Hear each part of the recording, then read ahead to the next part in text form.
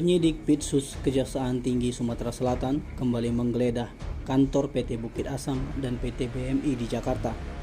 Sebelumnya penyidik telah menggeledah kantor PT BA di Tanjung Enim belum lama ini.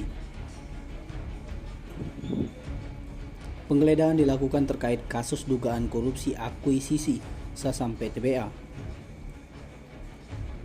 Kasipenkum Kejati Sumsel, Muhammad Radian mengatakan, penggeledahan tersebut dilakukan untuk mencari dokumen yang tidak ditemukan saat menggeledah di Tanjung Enim beberapa waktu lalu. Saat penggeledahan, ada sekitar 60 dokumen yang didapatkan saat penggeledahan di dua lokasi di Jakarta. Ia juga mengatakan dokumen yang diambil akan pihaknya untuk pelajari. Apabila ternyata dokumen itu ada kaitannya dengan pembuktian, baru dilakukan penyitaan. Tim Liputan Sumsel Update TV melaporkan.